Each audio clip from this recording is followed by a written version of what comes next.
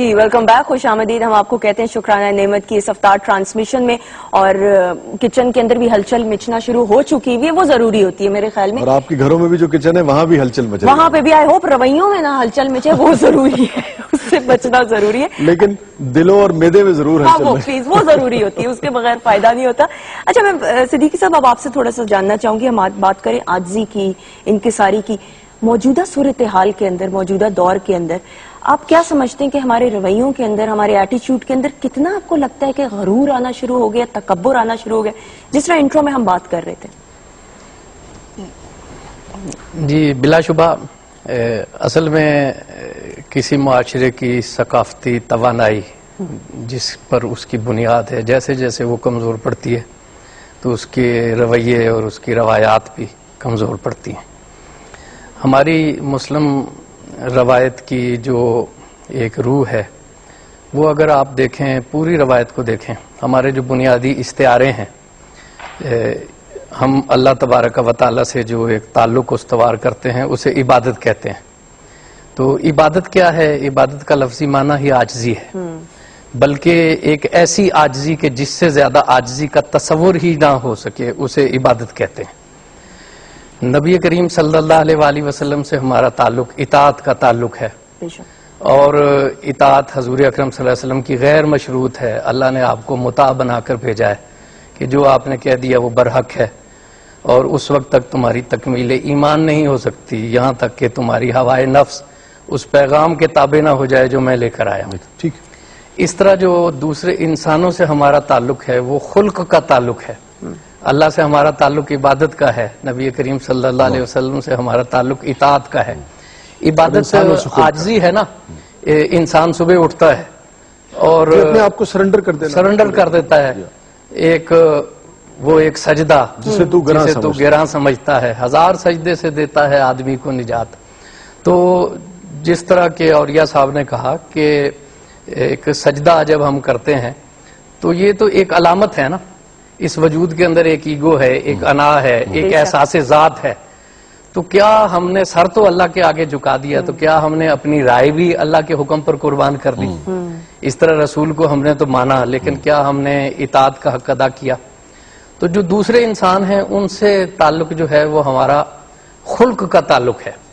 اور خلق کوئی ایک ظاہرداری نہیں ہے کہ تم تکلف کو بھی اخلاق سمجھتے ہو فراز، دوست ہوتا نہیں ہر ہاتھ ملانے والا. جی اور میں جسے پیار کا انداز سمجھ بیٹھا ہوں، یہ تبسم یہ تکلم تیری عادت ہی نہ ہو. امام غزالی کہتے ہیں کہ خلق نفس کا وہ ملکہ راسخہ ہے کہ جب کسی کی طبیعت میں یہ اتر آتا ہے تو اس سے خیر کے سوتے خود بخود پھوٹنے لگتے ہیں. اسے خیر کرتے ہوئے کوئی احساس نہیں ہوتا کہ میں خیر کر رہا ہوں، یا طبیعت پر ایک بوجھ اور گرانی نہیں ہوتی، بلکہ اس کے وجود سے خود بخود خیر پھوٹتا ہے. طبیعت ثانیہ اس کی بن جاتی ہے، اس کی طبیعت ثانیہ جسے ہم کہیں بن جاتی ہے. جس طرح سورج کو کوئی تکلف نہیں کرنا پڑتا، سورج نام ہی روشنی کے منبع کا ہے، اس سے روشنی کا صدور ہوتا ہے.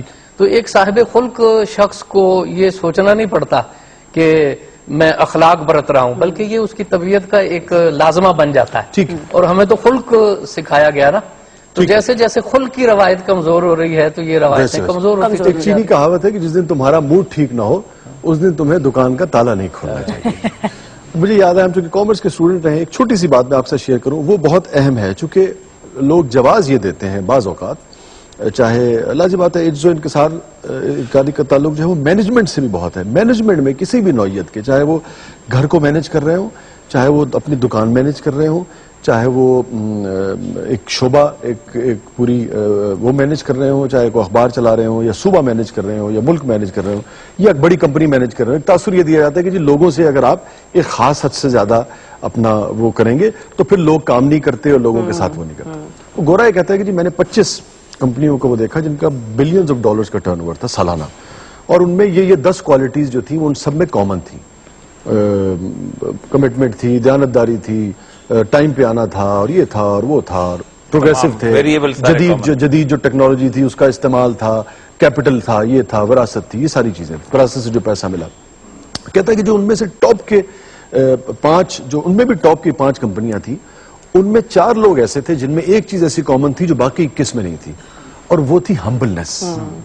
تو یہ جو تاثر ہم دیتے ہیں کہ لوگ کام نہیں کریں گے اگر آپ ان کے دکھ درد پوچھ لیں گے. میں عرض کروں آپ کو کہ جس نوکری میں آیا ہوں، جب پہلی دفعہ میں جب ڈپٹی کمشنر لگا تو میرے ہوم سیکرٹری نے مجھے بلا کے کہا، میرے عزیز بھی تھے دور سے، پارٹنر ایک کام کرنا، 1-1.5 مہینہ جا کے پھول سختی کرنا، ایسی سختی کرنا کہ نانی یاد آ جائے، پھر جب تمہارا روپ پڑ جائے گا تو اس کے بعد تم آئی پریکٹس ادروائز. اور تھرو آؤٹ پھر میں ہوم سیکرٹری صاحب سے ریٹائرمنٹ کے قریب ملا، مجھ سے بہت سینئر افسر ہو گئے تھے. میں نے کہا ایک گر میں نے سیکھا ہے عجیب و غریب سا. 2 طرح کی ایڈمنسٹریشن ہوتی ہے، ایک خوف کی، ایک محبت کی.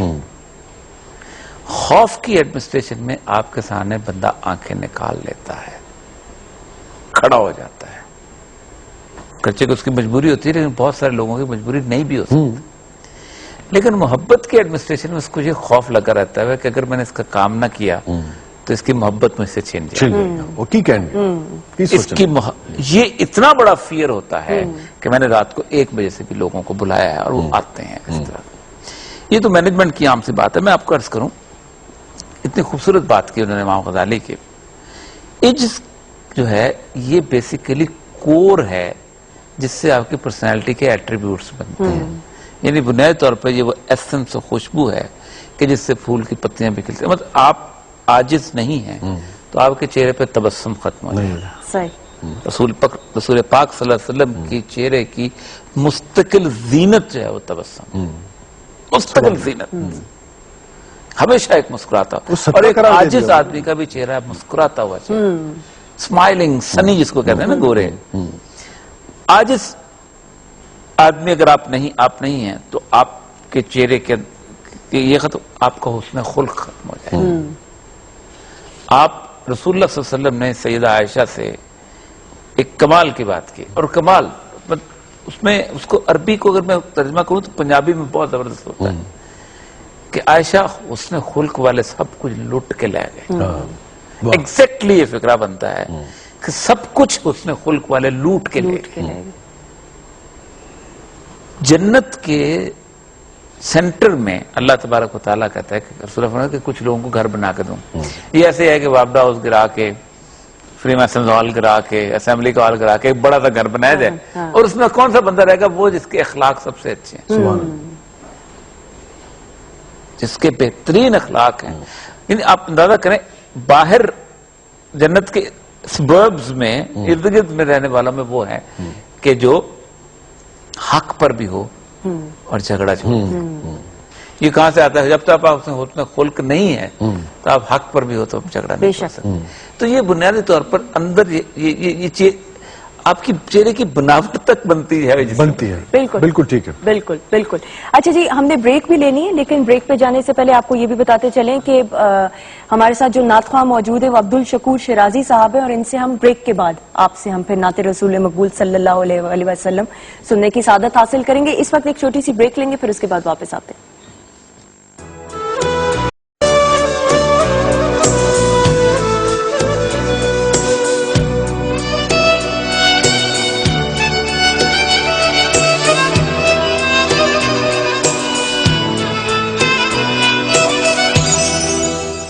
خوش آمدید ایک دفعہ پھر ہم آپ کو کہتے ہیں شکرانہ نعمت کی اس افطار ٹرانسمیشن میں. اور اگر ابھی آپ نے ٹیون ان کیا تو بھائی بڑے صحیح ٹائم پہ ٹیون ان کیا ہے، کیونکہ میں اب آپ کو کل کا سوال بتانے لگی ہوں، لیکن جواب نہیں بتاؤں گی کیونکہ جواب دینے کے لیے آپ کے پاس ابھی بھی 6:30 بجے تک ٹائم ہے.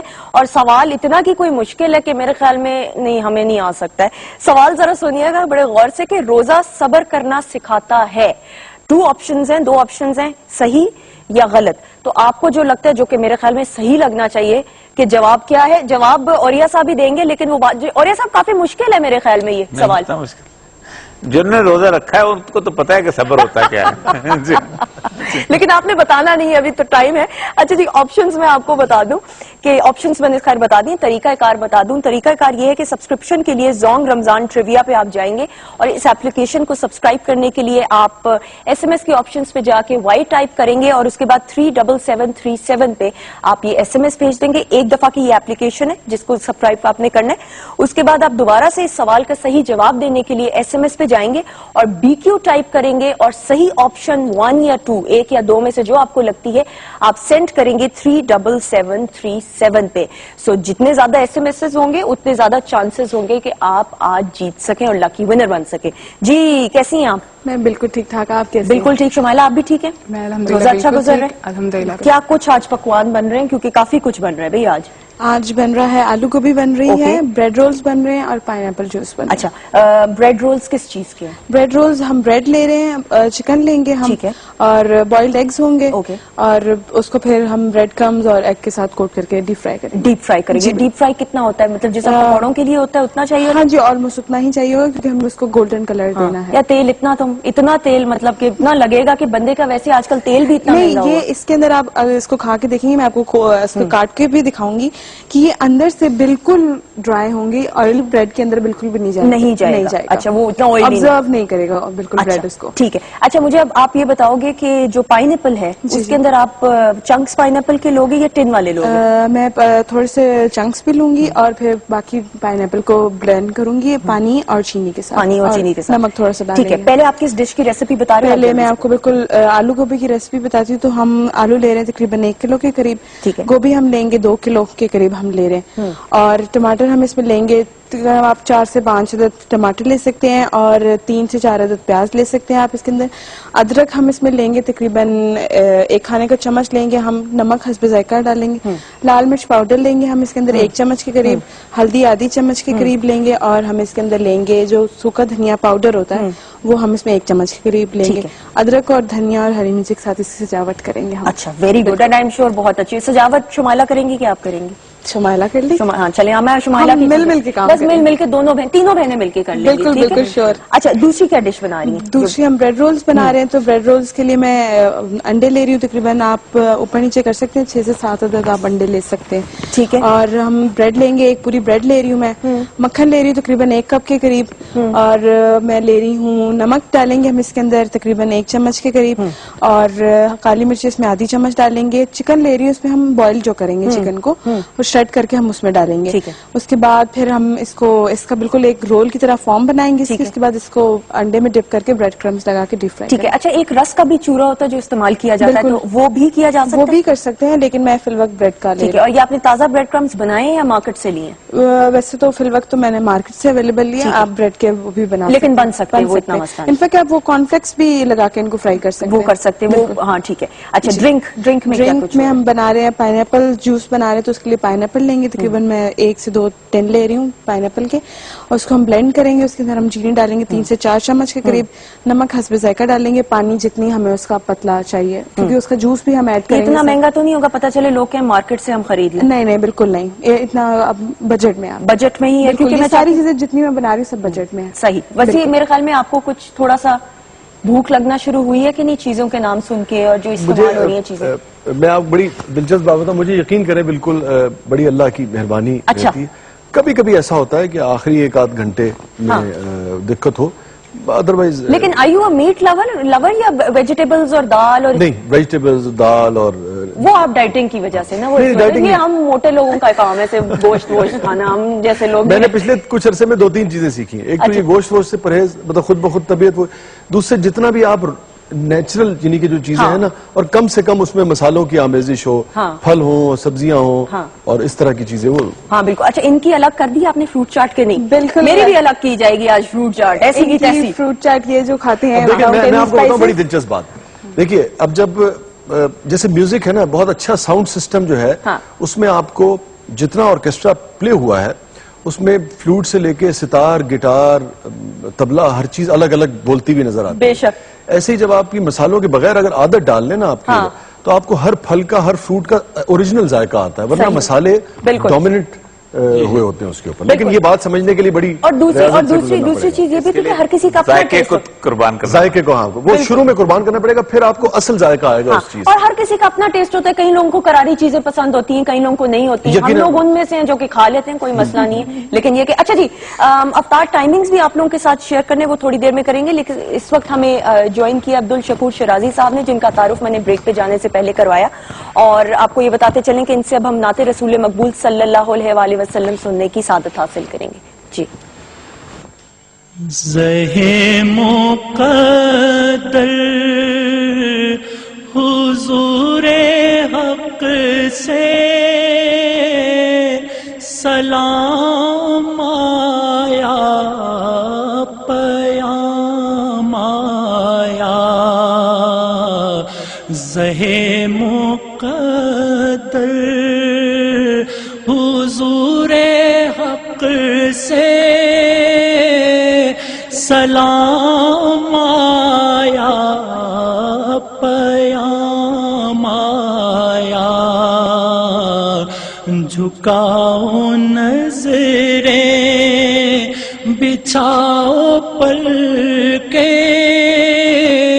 अदब का आला मकाम आया। ये कौन सर पे कफन लपेटे चला है उल्फत के रास्ते पर। ये कौन सर पे कफन लपेटे चला है उल्फत के रास्ते पर। फरिश्ते हैरत से तक रहे हैं, ये कौन सी एहतराम आया। फरिश्ते हैरत से तक रहे हैं, ये कौन सी एहतराम आया। फज़ा में लबैक की सदाएं, ज़फ़र तार्श गूंजती है। फज़ा में लबैक की सदाएं, ज़फ़र तार्श गूंजती है। हर एक कुर्बान हो रहा है, ज़ुबां पे ये किसका नाम आया।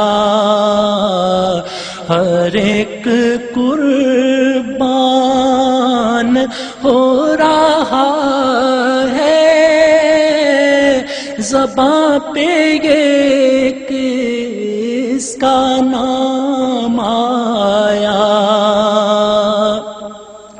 ये राह हक़ है, संभल के चलना,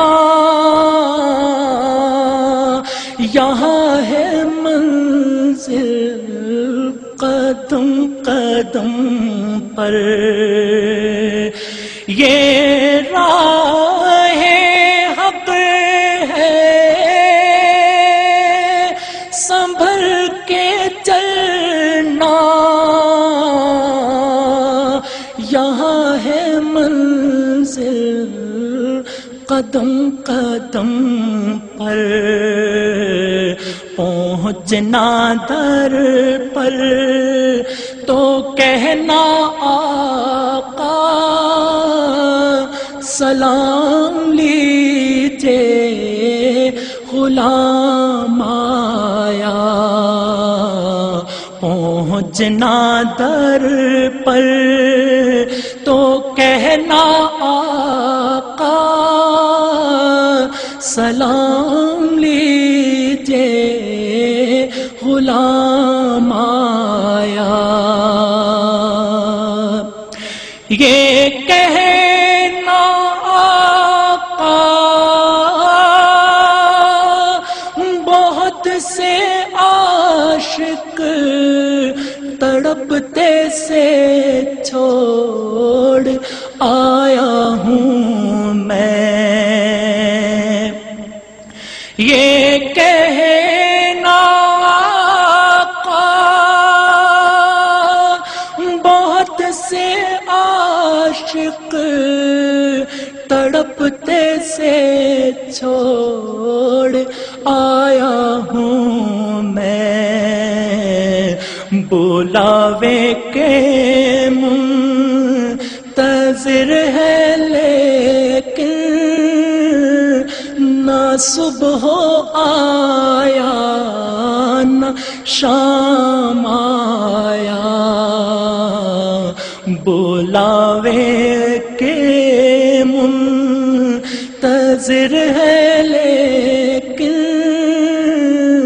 نہ صبح آیا نہ شام آیا زہے مقدر حضور حق سے